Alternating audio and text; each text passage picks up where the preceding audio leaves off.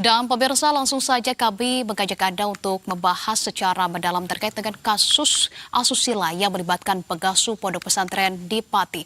Telah hadir secara virtual pemirsa bersama dengan kami Wakil Ketua LPSK sudah ada Ibu Susila Ningtyas, kemudian juga ada pakar hukum pidana Prof. Hibnu Nugroho serta Sekjen Nasional Gerakan Ayo Mondok sudah ada Gus Hans. Dan nanti akan bergabung bersama dengan kami pula Wakasat Reskrim Polresta Pati AKP Iswantoro. Sementara dari Bapak Ibu semuanya selamat sore. Selamat sore. Assalamualaikum. Baik, Bu Tias juga sudah bergabung bersama dengan kami ya. Kalau begitu saya ingin ke Bu Tias terlebih dahulu, Bu Tias, karena kita sudah ketahui begitu ya, ini sejumlah korban dan juga selaku saksi begitu ya, ia sudah melaporkan kepada pihak kepolisian. Bahkan tadi kuasa hukum dari korban menyampaikan ada sekitar 30 sampai dengan 50 korban. Namun sempat diklarifikasi bahwa hanya ada 5 korban yang melakukan pelaporan begitu. Nah, sebetulnya dari 5 ini yang sudah terbukti kemudian melakukan pelaporan, apakah ada penanganan tindak lanjut juga dari LPSK? Perlindungan lanjutannya seperti apa, Bu Tias? Ya, kalau sebenarnya kami sudah ada tim yang ke sana ya Mbak ya, dan akan berkoordinasi dengan Polres tempat juga termasuk dengan para korban, keluarganya dan juga dengan kuasa hukumnya.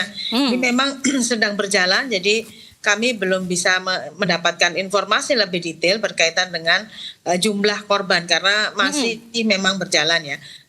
Baik 50 maupun 5 memang itu kewajiban negara untuk memberikan perlindungan dan bantuan kepada para korban dan saksinya dan keluarganya ya, kalau menurut Undang-Undang Perlindungan Saksi dan Korban. Sehingga LPSK harus bersiap diri untuk membantu para saksi dan korban ini gitu. Yang kami khawatirkan juga jangan sampai korban-korban ini kemudian ini kan ada beredar soalnya dilaporkan balik dan dijadikan tersangka. Ini yang kami khawatirkan, semoga ini tidak terjadi ya, karena ada beberapa video yang beredar gitu bahwa ada korban yang dijadikan tersangka. Itu harapan kami. Bu Tias, artinya kami ingin menegaskan juga, artinya dengan adanya ketidaksesuaian data ini pun kemudian menjadi tantangan tertentu begitu bagi LPSK untuk kemudian bisa memberikan perlindungan yang komprehensif kepada para korban maupun juga saksi, Bu Tias. Iya betul Mbak. Jadi dengan jumlah ini memang masih simpang siur ya, dan ini yang sedang kita dalami lebih jauh ya. Jangan sampai kemudian ada korban-korban yang tidak teridentifikasi dan kemudian tidak dapat layanan ya atau pemulihan dari negara gitu. Jadi itu yang ingin kami pastikan juga, bahwa semua korban berhak mendapatkan bantuan, berhak mendapatkan perlindungan gitu ya. Yang itu oleh negara, diwakili oleh LPSK salah satunya. Oke, saya juga ingin ke Pak Prof. Hibnu. Prof. Hibnu, ini kalau tadi begitu ya saya mengutip dari Bu Tia, sempat ada juga bahwa korban kemudian dilaporkan balik, dan ini yang kita khawatirkan bahwa korban nanti akan dijadikan tersangka jika ada laporan balik. Dan kita lihat begitu ya dalam kasus ini, dari kasus kekerasan seksual sebenarnya kan ini masuk dalam kategori delik umum. Apakah kemudian bisa ketika korban melakukan pelaporan sebagai korban dilaporkan kembali menjadi tersangka? Ketika hal itu terjadi, apakah memang karena adanya kekurangan bukti-bukti dan lain sebagainya, mengingat lokasinya juga ini tempat-tempat yang tertutup begitu ya, sehingga memang minim bukti sekali. Apakah dengan adanya 5 saksi sudah cukupkah membuktikan bahwa ini merupakan kasus dari kekerasan seksual, Prof. Hibnu? Ya, gini Mbak, ini saya kira suatu kasus yang cukup memprihatinkan ya, karena dalam lingkup pendidikan keagamaan. Dan ini beberapa muncul di beberapa wilayah di Jawa Barat, di Jawa Tengah, di Jawa Timur, bahkan sampai pada pemerintah pun mengeluarkan PP tentang hukuman kebiri. Itu kalau sampai terjadi. Nah, oleh karena itu dalam pra-adjudikasi untuk membuka permasalahan tadi dikatakan ada 5, ada 6, ini memang suatu gunung es Mbak. Jadi di sini penting-pentingnya pinter-pinternya polisi, pinter-pinternya tokoh masyarakat, pinter-pinternya wali untuk membantu mengungkap kasus yang bersangkutan. Pertanyaan tadi, apakah bisa dituntut balik? Oh, saya kira tidak ada. Kecuali perkaranya itu dihentikan. Dasar penghentian itu baru tuntut balik. Dasar penyidikan tidak terbukti ada pelecehan, tuntut balik. Kalau tidak, jangan takut. Disinilah saya kira sebagai rentan para korban yang kadang-kadang takut untuk melaporkan. Jadi korban itu dalam kasus-kasus kekerasan seksual, itu kadang-kadang menjadi korban kedua kali Mbak. disinilah peran tadi nanti Bu Sulis, kemudian teman-teman daerah, teman-teman berhukum harus meletakkan bagaimana korban itu mampu memberikan suatu keterangan. Jangan sampai menjadi korban kedua kalinya. Ini yang terjadi. Makanya dalam suatu kekerasan seksual terhadap anak, apa lingkungan, ini memerlukan suatu perlakuan yang khusus, pendekatan yang khusus, psikologi yang khusus, yang harus menjiwai yang bersangkutan, sehingga mampu memberikan suatu informasi yang jernih. Yang tadi dikatakan ada 50, ada 30, sampai 5. Ini saya kira suatu yang tidak kondusif. Ini tarik-menarik dalam situasi untuk menekan tadi. Tapi kalau dalam kembali ke hukum, itu adalah cukup 2 alat bukti, Pak. Jadi seandainya nanti penegak hukum, Polres Pati itu sudah menemukan, saya kira cukup untuk segera dinaikkan, cukup untuk mencari pelakunya yang tadi katakan kabur. Ini sebagai suatu pemberatan ini. Karena dalam suatu nanti delik kekerasan terhadap perlindungan anak, tadi katakan oleh Polres Pati itu ada anak-anak kurang mampu. Ini pemberatannya luar biasa. Karena apa? Sebagai tokoh, sebagai ketua pondok, sebagai pengayom yang harus memberikan perlindungan, tapi melakukan tindakan yang tidak terpelecehkan. Ini suatu luar biasa. Oleh karena itu, dalam hal seperti nanti Pak Anhas ini harus betul-betul untuk segera mengungkap sehingga tidak terjadi pada wilayah-wilayah pendidikan keagamaan. Oke, baik. Artinya bola saat ini ada di pihak kepolisian. Tapi sebelum ke Pak Iswantoro begitu yang nanti akan bergabung bersama dengan kami. Oh, baik, kami sudah mendapatkan informasi bahwa Pak Wakasat AKP Iswantoro ini sudah bergabung juga. Kalau begitu saya akan langsung tanyakan saja update-nya seperti apa. Pak Iswantoro, selamat sore. Pak Iswantoro sudah bisa mendengar suara dari studio? Baik. Baik, sambil kami memperbaiki komunikasi bersama dengan Pak Wakasat, kalau begitu saya akan ke Gus Hans. Gus Hans, ini kalau kita lihat warga sudah kemudian melakukan aksi besar-besaran di pondok pesantren. Kemudian juga kita ketahui bahwa yang diduga sebagai pelaku pun melarikan diri. Kemudian juga ada fakta bahwa korban mencapai lebih dari 5. Meskipun ini masih data yang simpang siur begitu. Artinya seperti yang disampaikan oleh Prof. Hibnu, ini seperti fenomena gunung es. Kalau dari Sekjen dari Gerakan Ayo Mondok Nasional, apakah juga memantau kasus ini, kemudian juga memperdalam dan kemudian juga mengawal dari para korban ini, Gus Hans? Ya, pertama saya menyampaikan keprihatinan kasus seperti ini dan saya mengkategorikan ini adalah sebagai kasus extraordinary case yang memang harus dikasih lipat ganda hukumannya kepada pelakunya. Dan saya juga menghimbau kepada para pengasuh-pengasuh pesantren jaringan Gerakan Nasional Ayo Mondok dan juga RMI dan juga yang dari Nahdlatul Ulama dan juga dari yang lain untuk bisa segera membantu pihak kepolisian untuk menyerahkan pelaku kepada pihak aparat yang terkait, karena ini sangat merusak nama pesantren itu sendiri. Dan kita sangat mendukung sekali yang dilakukan oleh pihak kepolisian segera mengusut ini, dan LPSK juga kami mohon tetap melindungi para korban-korban. Dan alhamdulillah pesantren kami juga sempat ditempatin beberapa korban kasus seperti ini untuk penyimpanan kasus seperti ini oleh LPSK, dan memang kita sangat kooperatif dengan ini, dan kami yakini bahwa kasus yang terjadi di Pati ini adalah keprihatinan kita semuanya. Dan informasi yang kami dapatkan dari jaringan kami, memang sejak tahun 2024 ini sudah muncul kasusnya ini dan sempat ada proses perdamaian dan sebagainya, tetapi menguap begitu saja dan muncul lagi di 2026 sekarang ini. Dan ini menjadi sesuatu yang memprihatinkan bagi kita semuanya. Jadi kami memantau dari jaringan-jaringan kami yang ada di Jawa Tengah, Mbak. Baik, pemantauan terus dilakukan oleh Gus Hans dan jajarannya. Saya juga akan mengupdate ke Pak Iswantoro. Pak Iswantoro, sudah bisa mendengar suara dengan jelas dari studio? Oh, dengan jelas, Mbak. Dengan baik, jelas. Baik, Pak Iswantoro, update-nya seperti apa? Karena kita ketahui informasinya sampai dengan saat ini pelaku masih melarikan diri, berkeliaran di luar. Apakah pihak kepolisian sudah mendeksikah lokasi pelaku dan juga kemudian juga identitas lengkap dan segalanya ini sudah berhasil dikantongi oleh pihak polisi? Pak Iswantoro. Oke, untuk terkait dengan tindakan kita yang sudah kita laksanakan dari Polresta Pati, sejak kita menetapkan tersangka terhadap pelaku tanggal 28, kemudian kita melakukan pemanggilan untuk tanggal 4. Panggilan yang pertama itu memang dari pelaku tidak kooperatif. Pelaku tidak kooperatif, kemudian kita melakukan panggilan yang kedua setelah pemanggilan yang pertama itu pelaku tidak hadir. Untuk panggilan yang kedua kita jadwalkan untuk tanggal 7 Mei. Demikian, Mbak. Baik, nah ini yang kemudian menjadi kekhawatiran juga jika terjadinya pelaporan balik bahwa korban yang tadinya melaporkan dirinya sebagai korban bisa berpotensi menjadi tersangka. Apakah benar bahwa laporan balik itu juga diterima oleh pihak polisi, Pak Wakasat? Maksudnya yang laporan balik untuk korban tersangka gimana, Mbak? Laporan balik dari pihak tersangka terhadap korban. Tidak ada. Jadi apakah kemudian dapat dipastikan bahwa seluruh laporan korban ini pun juga sudah ditindaklanjuti sehingga memang ketika adanya laporan balik dari pihak-pihak tersangka ini akan dilakukan setelah selesainya dari kasus ini terlebih dahulu atau seperti apa? Karena tadi kita mendapatkan informasi dari 15 laporan, polisi hanya menangani 8 laporan. Itu yang disampaikan oleh kuasa hukum dari pihak korban. Betul begitu atau seperti apa sebetulnya laporan yang sudah diterima oleh pihak polisi? Oh ya, terima kasih. Jadi begini, Mbak.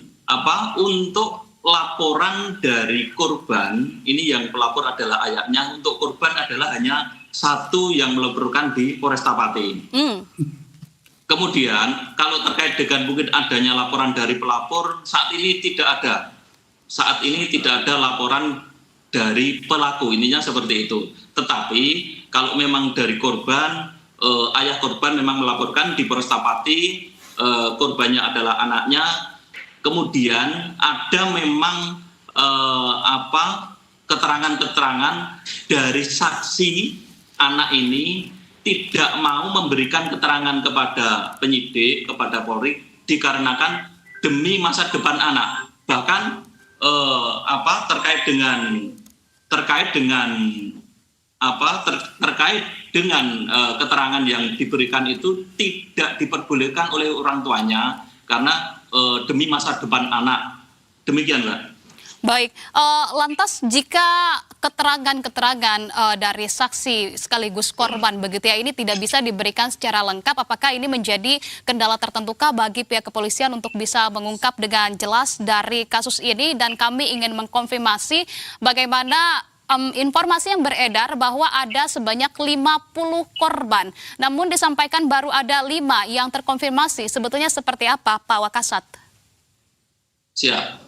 Jadi memang untuk kabar yang beredar ada 50 bahwa yang menjadi korban itu sampai saat ini tidak ada konfirmasi di Polresta Pati. Jadi yang hanya melaporkan di Polresta Pati hanya 1 korban. Kemudian dari 5 saksi yang memang tidak mau memberikan keterangan itu memang keinginan dari orang tua korban untuk tidak mau memberikan keterangan. Jadi dari ke-5 saksi itu 3 yang mencabut ataupun tidak mau memberikan keterangan kepada penyidik. Demikian, Mbak. Oke, baik. 3 mencabut dari 5 yang sudah melakukan pelaporan. Apakah kemudian terakhir Pak Iswantoro, tadi kami mendapat informasi bahwa Anda akan ada agenda berlanjut begitu ya setelahnya. Nah, terakhir jika 3 orang ini mencabut laporan, lantas bukti kuat yang saat ini sudah dimiliki oleh pihak kepolisian apa saja? Untuk bukti-bukti kita sudah melakukan penyitaan barang bukti baik berupa HP ataupun barang-barang yang lain dari korban. Kemudian kita sudah melaksanakan pemeriksaan saksi-saksi, sudah ada 14 saksi yang sudah kita periksa untuk proses penyidikan lebih lanjut. Demikian, Mbak. Baik, terima kasih kalau begitu atas update yang sudah dibagikan bersama dengan kami di Berita Satu Sore. Pak Iswantoro, selamat kembali melanjutkan aktivitas Anda.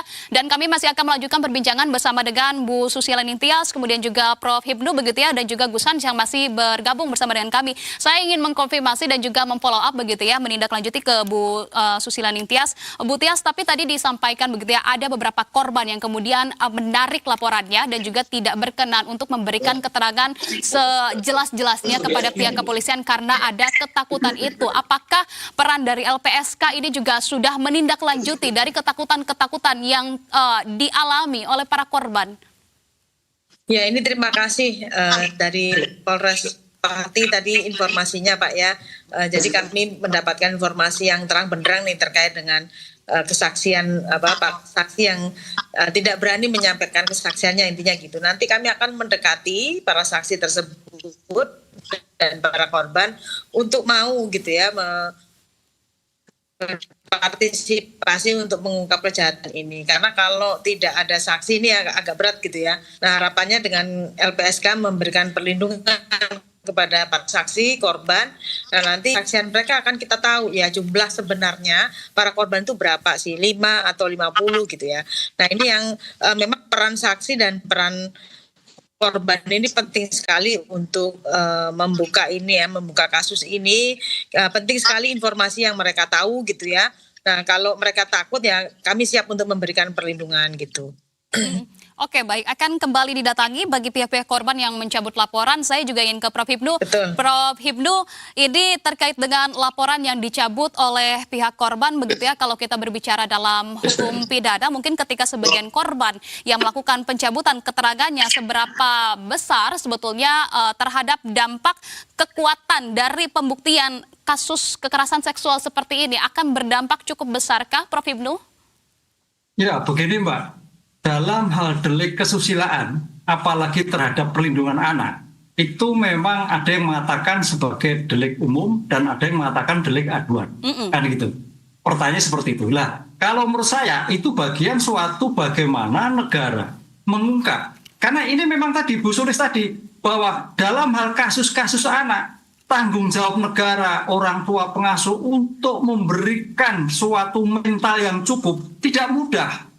Tidak mudah, hampir semua kasus takut kaitannya nama baik, takut keluarga dan sebagainya. Oleh karena itu dalam hal seperti ini memang apalagi kalau besar, di lingkungan besar, kemampuan bagaimana penegak hukum memeriksa kasus ini beda dengan kasus biasa.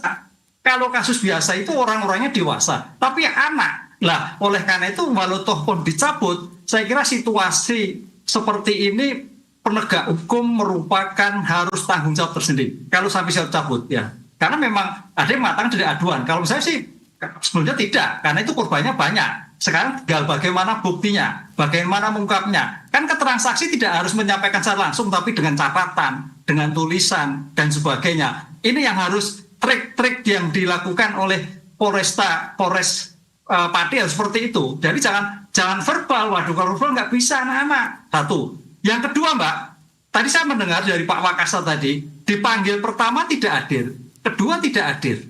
Pertanyaan sudah menjadi tersangka. Nah, disinilah saya kira sebagai celah hukum harus dinyatakan sebagai DPO kalau ini terjadi. Karena jangan sampai seseorang belum diperiksa menjadi tersangka, menjadi trouble dalam suatu penanganan perkara. Padahal ini delik kaitannya asusila anak.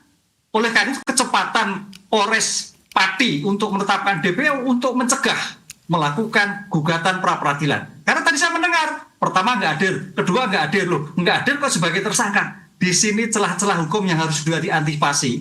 Antisipasi kaitannya pembuktian tadi, Bu Sulis tadi, juga antisipasi terhadap perlawanan-perlawanan dari dugaan tersangka tadi. Belum lagi tadi terhadap laporan-laporan balik. Kalau laporan balik itu hanya nakut-nakuti itu. Suatu laporan balik menurut saya kalau bisa dilakukan pelapor apabila perkara dihentikan. Nah, pertanyaan kan akan dihentikan sebagai dasar bahwa tidak terjadi suatu perbuatan. Jadi nggak perlu takut laporan-laporan balik itu. Baik. Ini yang saya kira menjadikan catatan dalam pengungkapan ini sehingga betul-betul tadi sampai Pak Hamsi dibuka seluas-luasnya sehingga sampai tidak terjadi permasalahan di pondok-pondok pesantren. Nah, sebelum saya ke Gus Hans, Prof. Hipnu, tapi pertanyaan selanjutnya adalah kita mengetahui salah satu faktanya adalah hanya ada 3 korban begitu ya. Sejauh mana kemudian keterangan 1 ataupun 2 korban ini kemudian sudah cukup untuk bisa menjerat pelaku, terutama jika memang didukung dengan alat bukti yang kuat, dan juga jika kita hanya memiliki bukti-bukti minim begitu ya, dan juga laporan yang minim, sehingga memang ada bukti-bukti yang sebetulnya masih belum terungkap dan juga laporan-laporan yang belum terungkap. pengaruhnya sebetulnya jika keterangan yang kita miliki ini lengkap akan mempengaruhi terhadap apa? Apakah terhadap hukuman yang akan dijeratkan kepada pelaku atau seperti apa, Prof. Hipnu? Ya, gini, tadi saya katakan, delik anak merupakan delik spesialis yang berbeda pada delik umum. Oleh karena itu, karena delik spesialis terhadap pembuktiannya pun sebagai informasi, laporan anak itu merupakan sebagai bukti. Tinggal mencari bukti yang lain. Jadi dalam hal kasus kekerasan anak, memang tidak seperti vulgar dalam kasus dewasa, Mbak. Disinilah kejelian bagaimana terhadap kesaksian teman-temannya santriwati, bagaimana kesaksian guru yang santriwati, bagaimana dengan temannya, bagaimana, itu suatu bukti cukup. Jadi sangat simpel sekali terhadap kekerasan seksual terhadap anak dalam untuk melindungi anak. Tidak seperti orang dewasa. Oleh karena itu dalam seperti tinggal bagaimana Polres Pati untuk mengungkap semua selebar-lebarnya, apalagi sudah ada laporan. Itu sudah saya kira cukup. Cuman yang saya khawatirkan yang sekarang ini melarikan diri belum diperiksa. Itu yang saya kira catatan yang sangat krusial untuk menghindari gugatan-gugatan pra-peradilan. Karena dalam hal putusan pra-peradilan, seseorang dijadikan tersangka harus diperiksa dulu. Bukan sebagai tersangka, tapi sebagai saksi. Itu catatan saya. Jangan sampai kemudian menjadi bumerang begitu ya bagi pihak kepolisian yang nanti dalam pra-peradilan ini bisa kemudian menyulitkan juga begitu ya bagi pihak kepolisian. Nah, kalau begitu terakhir saya ingin ke Gus Hans. Gus Hans, kalau dari Anda seperti apa sebetulnya langkah konkret yang bisa dimiliki oleh pihak pondok pesantren begitu ya untuk bisa meminimalisir terjadinya aksi asusila seperti ini, dan juga kita ketahui karena adanya kejadian ini tentu mencederai, melukai juga citra pondok pesantren. Bagaimana agar para orang tua ini juga tidak perlu takut begitu ya untuk kemudian menitipkan anak-anaknya di pondok pesantren, Gus Hans? Ya, ini yang kena pesantren se-Indonesia dan bahkan sedunia ini. Hanya karena ulah satu orang ya. Makanya hukum jera itu juga harus sangat ditekankan, dan ini hubungan relasi kuasa yang mengakibatkan seksual harassment ini kan sangat berpotensi sekali juga terjadi di lembaga-lembaga agama, tidak hanya di pesantren kan, juga bisa terjadi di berbagai agama apapun. Dan memang karena mayoritas di Indonesia Islam dan pesantren, ya terjadinya di pesantren yang terekspos itu. Dan ini tidak boleh terjadi ya. Dan saya berharap pihak kepolisian segera menangani ini dengan baik, dan DPO segera ditetapkan sebagai DPO, dan ini harapan kami bisa menjadi efek jera dan juga pelajaran. Dan jangan kira kami sebagai Knas Mondok melindungi para pelaku, sama sekali tidak. Tugas kami adalah melindungi para korban dan meyakinkan kepada para calon-calon wali santri dan sebagainya bahwa carilah pesantren yang sanadnya jelas. Kami cek dari teman-teman yang ada di Pati, memang yang bersangkutan itu basicnya kan bukan kiai tapi dukun sebenarnya. Terus tapi karena memang punya kemampuan untuk finansial dari hasil dukunnya itu, dan akhirnya memanfaatkan untuk mendirikan sebuah pesantren yang menerima para orang-orang yang tidak mampu. Nah, mungkin dengan relasi kuasa itulah mereka menggunakan kesempatan ini untuk melampiaskan nafsunya. Dan saya kira ini menurut saya extraordinary yang harus segera diselesaikan. Dan ini kalau tidak kita selesaikan dengan baik, maka pesantren semuanya akan jelek di mata masyarakat umumnya. Baik, kalau gitu kita akan tetap mengawal jalannya kasus ini sampai ditemukan tersangka dan juga pelakunya begitu ya, sampai kasus ini terang benderang. Terima kasih kalau begitu atas informasi yang sudah dibagikan, pandangan yang sudah dibagikan, dan juga update yang sudah dibagikan Bu Susila Ningtyas, kemudian juga Prof. Hipnu maupun juga Gus Hans. Salam sehat selalu. Selamat sore. Assalamualaikum. Waalaikumsalam.